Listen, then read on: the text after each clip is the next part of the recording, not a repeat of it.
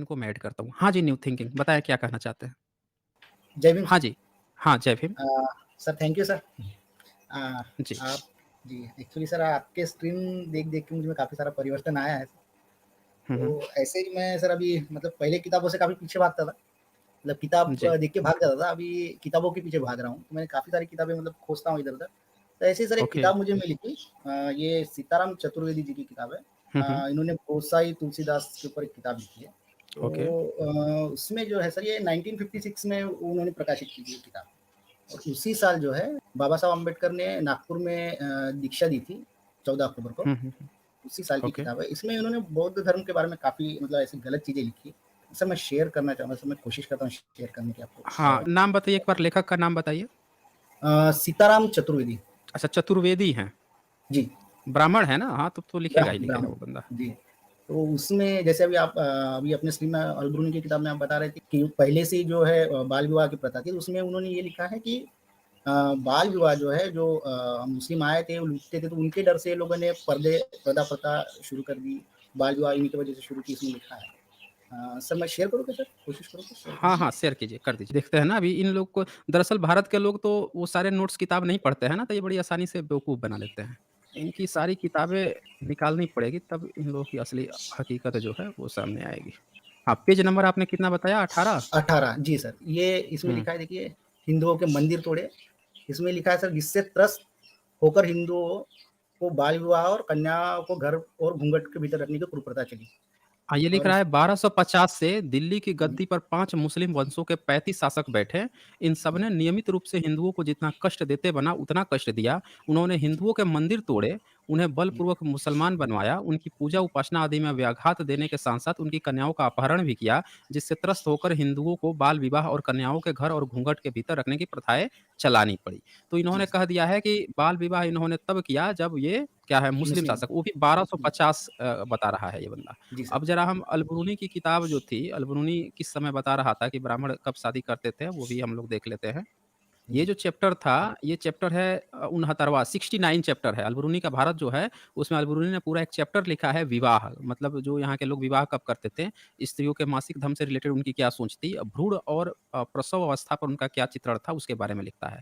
तो इसमें आगे यहाँ पे आप देखिए प्रत्येक जाति, यहाँ पे ऊपर से यहाँ पे आप लोग साफ-साफ देख सकते हैं, थोड़ा-सा पढ़ ही देता हूँ, क्या लिखा है इन्होंने। ये लिखते हैं कि प्रत्येक जाति के यहाँ विशेषतः उन जातियों के यहाँ जो ईश्वर मूलक धर्म और नियम रखने का दावा करती हैं। मतलब जो लोग ईश्वर को मानते थे, वही लोग इतने रीति-रिवाज और छोटी आयु में शादी करते थे, ये लिख देता है। प्रत्येक जाति तो लिखा है, लेकिन क्या लिखा है? विशेषतः उन जातियों के यहाँ जो ईश्वर मूलक ईश्वर को मानते थे। तो ईश्वर को न मानने वाले कौन थे? बौद्ध और जैन थे, वो नहीं मानते थे, तो उनकी बात नहीं चल रही यहाँ पे, बाकी सबकी बात चल रही है ब्राह्मणवादियों की। क्या कहते हैं? हिंदू बहुत छोटी आयु में विवाह करते हैं। ये लिख रहा है ना, बहुत छोटी आयु जी, में विवाह करते हैं। और मैंने आप लोगों को कई सारे स्क्रिप्चर्स में दिखाया भी है कि इन लोगों ने अपने तमाम धर्म ग्रंथों में ये बात लिख रखी है कि वो 6 साल से लेकर 12 साल के भीतर शादी कर देते थे। 6 साल जी से सर। लेकर 12 साल के भीतर में शादी कर ही देते थे। एक जगह आगे इसमें लिखा भी है, उसने ज़िक्र भी किया है कि 12 साल से बड़ी लड़की से शादी करने की अनुमति नहीं थी। उसका एक जी, चैप्टर है जो ब्राह्मणों पे स्पेशल लिखा है, वो आज मैंने नहीं चैप्टर कवर किया है। अगले नेक्स्ट होगा उसमें मैं कवर करूँगा। उसमें बोलता है ना कि जो बच्चा था, वो जो है उसको शादी कर लेनी होती थी 25 साल तक जब गुरुकुल में रहता था तब और उसके बाद से 25 से लेकर 50 के बीच में उसको शादी करनी होती थी। और जो विष्णु पुराण है उसके अनुसार उसको 70 साल हो जाता है। 70 साल तक जो है वो शादी कर सकता था और नियम था कि 70 साल का बूढ़ा भी जो होगा ना, वो 12 जी, साल से अधिक उम्र की लड़की से शादी नहीं कर सकता है। इनमें जी सर। तलाक का नियम नहीं था और उसमें क्या लिखा हुआ है कि 50 साल तक वो शादी कर सकता था मतलब गुरुकुल से जब लौट के उसी ऐज के दौरान शादी करना होता था, लेकिन वो 12 साल से बड़ी लड़की से, औरत से शादी नहीं कर सकता था। ये इन लोगों ने नियम बनाए थे। ठीक है ना? और ये देखिए इसी से पकड़ में आता है कि ये किताब है 1031 की, 1031 की, जब भारत में मुस्लिम का कब्ज़ा नहीं था। और आपने जो किताब दिखाया वो 1250 बोल रहा है, तब कह रहा है कि 1250 में मुस्लिम आए, इसीलिए छोटी उम्र में विवाह करने लगे। तो देखिए ब्राह्मण कितना झूठ बोलता है। ब्राह्मण सर जो है कितना झूठ बोल रहे हैं ये। आगे पेज नंबर 20 में भी उन्होंने काफ़ी कुछ लिखा है। उसकी जो अभी आप पढ़ रहे थे ना उसी के नीचे हुँ, वज्रयान हुँ। की भी बात उन्होंने की है और थोड़ा-सा नीचे लेंगे। ये देखिए अद्वैताचार्य ये जो है ना सर अद्वैताचार्य बंगाल को वज्रायनी और शाम-वाम मार्गियों के चंगुल से मुक्त करने की चेष्टा की। हाँ, हाँ, हाँ, ये लिख रहा है ना ऊपर से उसी के बंगाल नीचे। में चैतन्य महाप्रभु, 1484 से 1533 और उनके साथी अद्वैताचार्य ने बंगाल को वज्रयानियों और शाक्त वाम मार्गियों के चंगुल से मुक्त करने की कोशिश की। यानी 15वीं 16वीं सदी तक भी बंगाल में जो है वज्रयानी और शाक्त वाम, शाक्त कहने का मतलब ये वज्रयानियों की जो शक्ति वाली जो चीज़ थी ना, जो तारा देवी और डाकिनी थी, इन लोगों जी, का था, उस पर इन लोगों ने कब्ज़ा किया, ये बताना चाह रहा है कि 15वीं 16वीं सदी में इन्होंने बंगाल में तब तक ये वहाँ पे बौद्धों का ही रहते थे, उनसे मुक्त करने की कोशिश चेष्टा की। उन्होंने सब जाति भेद दूर करके मुसलमानों को भी अपना शिष्य बनाया। लो भाई साहब, मुसलमानों को भी शिष्य बनाया, मुसलमान इनके शिष्य बन गए और नेड़ी नामक जो बौद्ध भिक्षु-भिक्षुणियों का भारी दल था, उसे वैष्णव धर्म में दीक्षित करके हिंदुओं में मिला लिया। ये बोल रहा है कि जितने वहाँ के जो लोग थे, भई जब ऑप्शन नहीं रहेगा और ये दिखाएगा कि बुद्ध भी हमारे वो हैं, देवी-देवता हैं, जब किसी के पास ऑप्शन नहीं रहेगा, तो मान ही लेगा कि चलो हमारे ही तो उसको कह रहा है ना। वो तो आज भी आप देख लीजिए, ये क्या करते हैं ब्राह्मणवादी, बहुजन समाज को वो लेना हो, कब्ज़ा करना हो, तो ये क्या कहते हैं, बाबा साहब की बात करने लगते हैं, जाके फूल बत्ती अगरबत्ती चढ़ा देते हैं। भले ही वो ब्राह्मणवाद के हों, मनु के बहुत बड़े उपासक हों, लेकिन वो बाबा साहब का नाम ले लेंगे, फूल माला चढ़ा लेंगे। जितने भी ब्राह्मणवादी जो यूट्यूबर हैं, उनका इसी तरह कारोबार चल रहा है। दिन भर गाली देते रहेंगे, एक बाबा साहब पर खूब अच्छी-सी वीडियो बना लेंगे चाटुकारिता में और बहुजन समाज कहेगा उनकी वीडियो देखना शुरू कर देगा। हाँ, ये तो अच्छा आदमी, बाबा साहब को तो कम से कम ठीक कह रहा है ना। तो इस तरह से इन लोगों ने ये लिखता है कि इन्होंने 16वीं सदी में जो है वहाँ के बौद्ध भिक्षुओं को कन्वर्ट करने की कोशिश की। तो कन्वर्ट करने की कोशिश से जो नहीं हुआ उसी को तो इसने वो बनाया होगा ना, अछूत बनाया होगा। जी, जो नहीं कन्वर्ट हुआ उसी को तो अछूत बनाया, पिछड़ा बनाया। जो कन्वर्ट हो गया वो उसका वैश्य बन गया, उसका क्षत्रिय बन गया, यही तो हुआ होगा ना, ब्राह्मण तो कोई बन नहीं जी। सकता। ब्राह्मण तो कोई नहीं बन सकता, ये तो यही लिख रहा है। और क्या लिख रहा है? जी, अच्छा। पेज नंबर 20 में तो मतलब सीधा-सीधा उन्होंने ये बोला है कि गौतम बुद्ध ने जो एक एक मानवता धर्म की वो दिया था, वो एक्चुअली वही नींव थी। हाँ, ये 20 आ जी, गया। जी, जी। इसी में मुसलमान ये दोनों दिखाया। वर्गों का खुला संघर्ष प्रारंभ हो गया। मुसलमानों को मलेच्छ यद्यपि अकबर ने अपनी कूटनीति से हिंदू मुसलमानों को एक करने का कुटिलतापूर्ण जाल बिछाया। अकबर ने नहीं बिछाया था, ये ब्राह्मण खुद पहुँचे थे उसके पास दरबारी बन के। अल्लाह उपनिषद चाटुकारिता करते-करते उसको अपना ब्राह्मण भाई बना रहे थे। उल्टा लिख रहा है ये। जी, बिल्कुल। हर चीज़ जो ये है देखिए ये सर, ये दिखाने का ऊपर प्रयास। ऊपर जा रहा है। जी, अच्छा ये ये वज्रयानी नाम अच्छा पर ये भी जो लिखा। हाँ, हाँ, वज्रयानियों और नाथपंथियों ने मुसलमानों के आगमन से पहले ही समाज का विघटन प्रारंभ कर दिया था। उसकी नींव स्वयं बुद्ध ने ही डाली थी।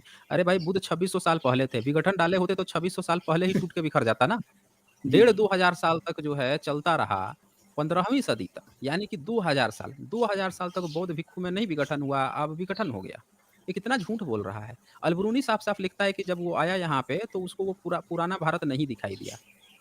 पुराना भारत नहीं, बौद्धों वाला भारत नहीं दिखाई दे रहा था। अब अभिमानी घमंडी हो रहे थे, ये नए-नए लोग जो है जन्म ले रहे थे। यानी इनका ब्राह्मणीकरण जो है, ये खुद ब्राह्मणों ने इस सिस्टम को खराब किया और देखें आरोप देखें इनका, आरोप किस पर लगाया, या तो मुस्लिम पे लगा रहा है, नहीं तो बौद्धों पे लगा रहा है। जी, ब्राह्मण की धूर्तता देखिए, सारा आरोप किस पर लगाता है, या तो उस पे मुसलमान पे या फिर बौद्धों पे। खुद गठजोड़ किया मुस्लिम से ये, सब काम मुस्लिम जैसा ये कर रहा है। भाई बौद्धों में कहाँ लिखा है 4 शादी करने का? कहीं लिखा है 4 शादी करने का? ये तो इस्लाम में लिखा है 4 शादी। ब्राह्मण भी अपने लिए 4 शादी की व्यवस्था किए हुए हैं। तो ये जो है, ये इससे पता चल रहा है चतुर्वेदी जो ब्राह्मण है, ब्राह्मण मैंने क्या कहा था? ब्राह्मण अगर बुद्ध को ना गाली दे तो उसका कारोबार ही ना चले। जी सर। ये तो अब लिख रहा है ना, इनमें से किसी ब्राह्मण की हिम्मत हुई जब मुस्लिम शासन काल था तब मुस्लिमों के खिलाफ कुछ लिखने का? एक जी, भी ब्राह्मण ने मुस्लिम के खिलाफ कुछ भी नहीं लिखा है। और बौद्धों के खिलाफ ज़हर उगलते रहे। यहाँ के जो पिछड़े वर्ग हैं, जो अन्य जातियाँ हैं, जो बौद्धिस्ट थी, उनके खिलाफ ज़हर उगलते रहे। और आज जो है फिर से ये ज़हर उगल रहा है। उगलना तो चाह रहा है मुसलमानों के खिलाफ, लेकिन मैं बार-बार कहता हूँ कि मुसलमान से लड़ाई ब्राह्मण की सिर्फ़ दिखावा है। असल इसकी लड़ाई ना बौद्धों से है। इसकी असल लड़ाई जो है बौद्धों से ही है। ज़िंदगी भर ये पूरा इसने अपना समय ही लगा लिया कि बौद्धों को ही गाली देता रहा, बौद्धों को ही खत्म करने की चिंता। इसीलिए इनकी किताबों में हर जगह बौद्ध आ ही जाता है। भई चीन जो है, चीन जो दूसरा देश था, उससे काहे नहीं बौद्धों को खत्म कर दिया? जापान, कोरिया, म्यांमार, बर्मा ये सब क्यों नहीं खत्म कर दिए? वहाँ पे विघटन नहीं हुआ। बुद्ध ने बोया था तो वो सब विघटित नहीं हो गए। यही विघटित हो गए।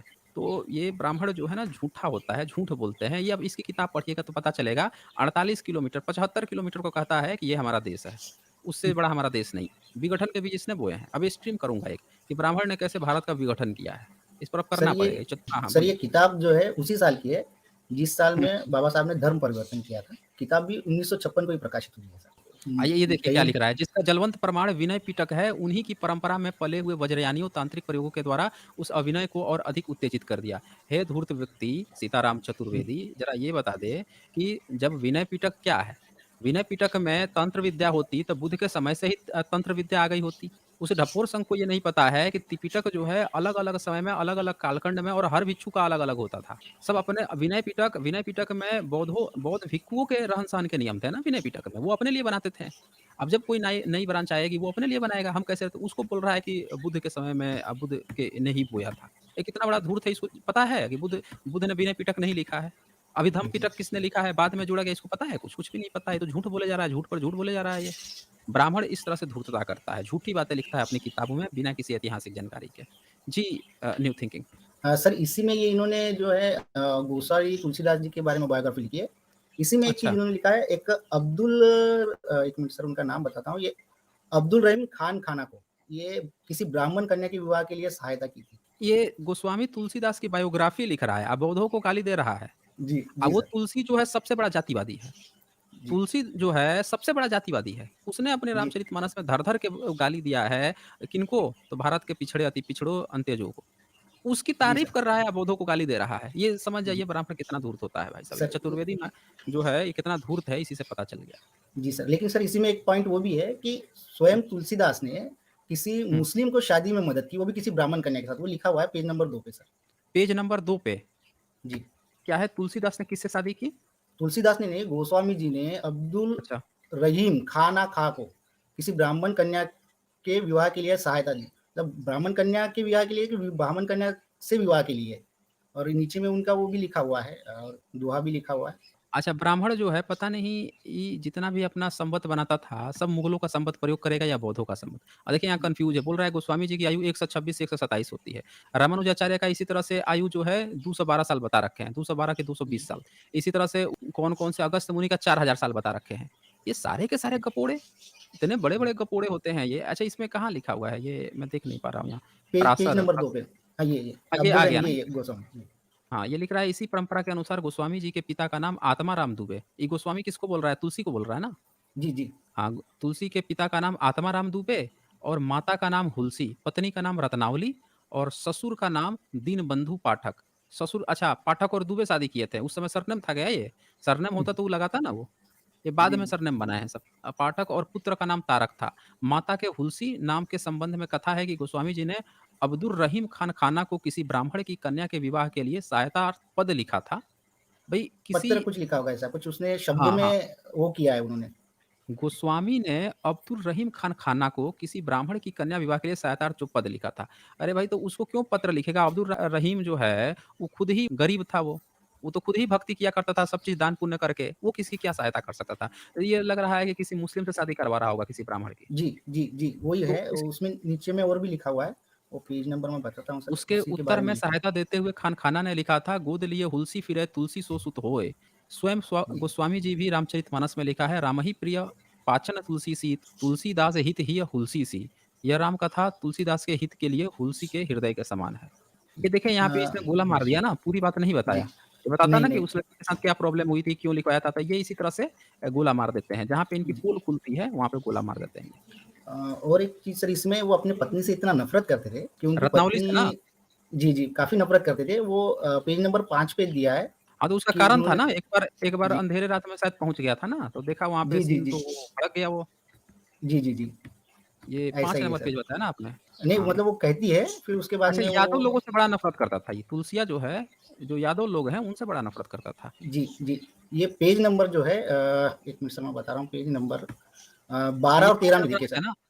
अच्छा 12 में आ गया कि रत्नावली से ब्याह दी, गोस्वामी जी ने उन पर इतने अनुरक्त थे कि एक बार वो अपने मायके चली गई, तो गोस्वामी जी तत्काल बढ़ी हुई यमुना पार करके भी उसमें जाकर मिले। उनकी इस कामासक्त पर खींचकर उसी समय उनकी पत्नी ने कहा। ये पत्नी से मिलने चला गया वहाँ पे, तो पत्नी क्या हाँ, कह रही है, ये सुनते ही गोस्वामी जी ने गृह त्याग करके काशी अयोध्या अच्छा पत्नी कह दी तो भाग गया ये। और सर 12 और 13 नंबर पेज नंबर देखिए सर। अच्छा इन सब की पत्नियाँ जो हैं, जैसे मायके में मिलने जाता था तभी गुस्साती थीं। एक वो था कालिदास की भी इन्होंने कहानी वैसे ही लिखी है जी, कि उसकी बीवी जो है बोली उधर अस्ति कस्ति कसाचित, तो वो बेचारा पहचान ही नहीं पाया कि नीचे ऊँट है कि क्या है समझ नहीं पाया, तो उसको कुछ बोल दी तो वो जाके रातों-रात संस्कृत का प्रकांड विद्वान हो गया। कहानी खूब गढ़ते हैं ये, कहानी गढ़ने में ये लोग वो हैं। अच्छा ये आ गया 12 नंबर पेज आ गया। तो नीचे लीजिए सर 12-13 नीचे लीजिए और थोड़ा। तो ये यहाँ पे जो देखिए सर जैसे थोड़ा-सा ऊपर लीजिए। जब ये थोड़ा-सा एजेड हो जाते हैं, तो वो अपनी पत्नी से मतलब ससुर से मिलने उनके गाँव जाते थे। वृद्धावस्था में वो अपनी पत्नी को पहचानने से भी इनकार कर देते हैं। अच्छा, ये जो है अपने पत्नी को अपना परिचय देते हुए कहा नहीं, उन्होंने वृद्ध पत्नी को नहीं पहचाना। नहीं, ससुराल गए किंतु उन्होंने वृद्ध पत्नी को नहीं पहचाना, उस समय उनकी पत्नी ने अपना परिचय देते हुए कहा, जैसे आपने अपनी खरिया झोली में खड़िया और कबूतर को स्थान दे दिया, वैसे ही हे प्रिय आप स्त्री भी त्याग न कीजिए और या तो मुझे भी खरिया में रख लीजिए या सब कुछ छोड़कर आप भगवान को प्रेम ही अचल कर लीजिए।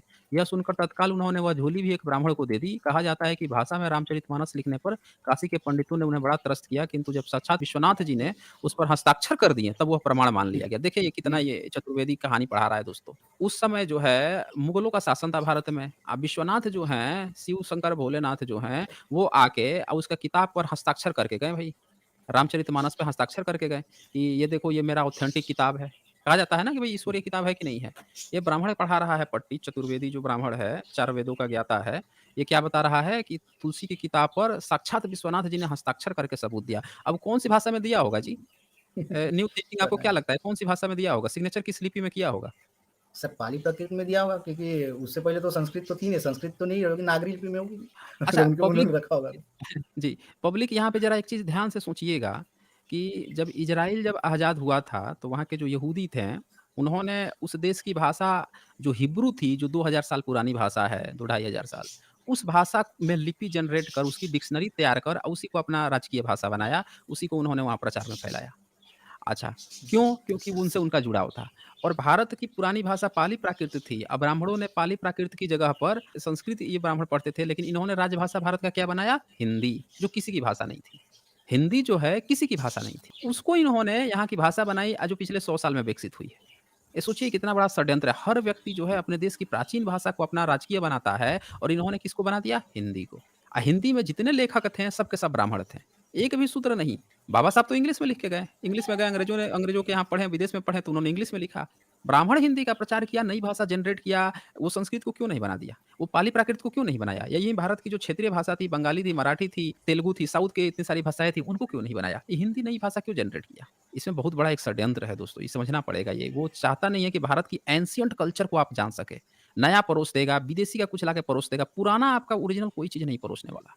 फिर आपको राष्ट्रवाद का पाठ पढ़ाएगा। तो ये सर चीज़ें ये हैं यहाँ।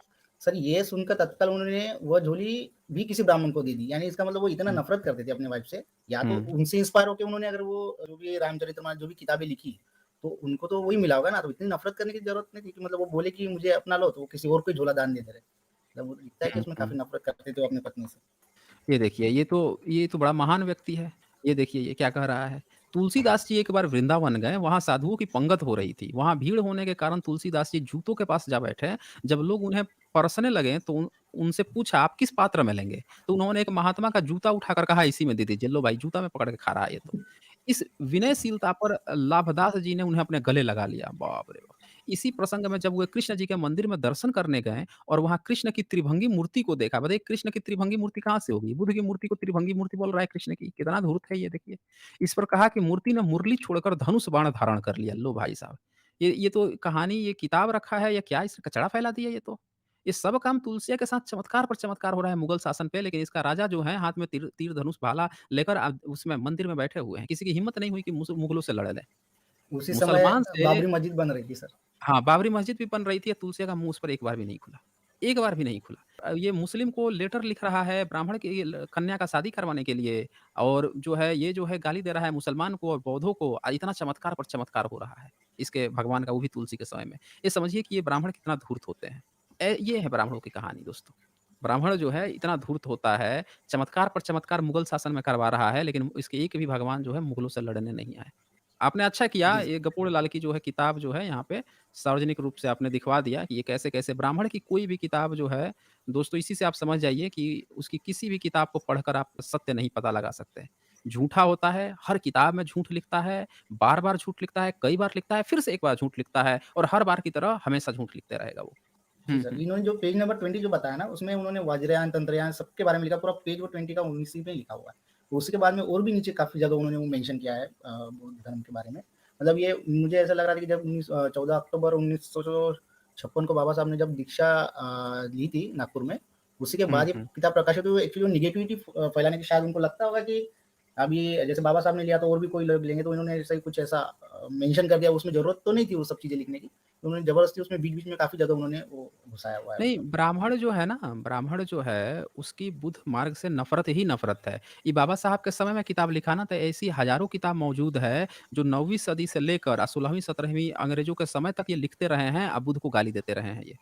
जी, समझ रहे हैं ना? इनकी ऐसी जी, हज़ारों किताबें मौजूद है, जिसमें हर जगह बुद्ध को ये गाली देते रहे हैं। तो इससे जी, ये पता चलता है कि अभी इससे पहले एक सैयद जी आए थे ना, क्या नाम था? सिया जी, जो पूछ रहे थे कि उससे पहले क्या ब्राह्मण धर्म या हिंदू धर्म नहीं था? तो ये आप देख वो सोच रहे थे कि इनके अगेंस्ट में, ब्राह्मणों के अगेंस्ट में ये लोग सोचते हैं कि बुद्ध को खड़ा किया, जबकि उल्टा है। ब्राह्मण खड़ा हुआ है बुद्ध मार्ग के अगेंस्ट में। क्योंकि इसकी जी, सारी किताब में द्वेष झलक रहा है, गाली-गलौज झलक रहा है बुद्ध के प्रति, लेकिन बुद्धिस्टों के किताब में एक जगह भी शैव मार्ग, वैष्णव मार्ग या किसी ब्रह्मा, विष्णु, महेश के खिलाफ या दुर्गा काली के खिलाफ गाली नहीं है। है ही नहीं। क्योंकि वो पहले की चीज़ थी ना, उस समय थे ही नहीं ये सब, तो कहाँ से उसमें कोई द्वेष आएगा? उसके पहले श्रमण परंपरा थी, वही परंपरा को उन्होंने आगे फॉरवर्ड किया, इसीलिए किसी भी परंपरा के खिलाफ उसमें कोई गाली-गलौज या कोई भी चीज़ें नहीं है। लेकिन ब्राह्मण की हर किताब में वो धूर्तता नज़र आती है, वो कभी मुस्लिम को गाली देगा, कभी बौद्धों को गाली देगा, कभी जैनों को गाली देगा, कभी सिखों को गाली देगा, कभी पंथियों को, सबको गाली देता है। जैसे दयानंद सरस्वती है, वो अपनी किताब में सबको गाली देता है, क्यों? क्योंकि उससे पहले ये सब अस्तित्व में थे। तो ये जी, चीज़ें यहाँ पे साफ-साफ पता चलती है। ठीक है, न्यू थिंकिंग, ओके। जी। सर थैंक यू सर, जय भीम सर।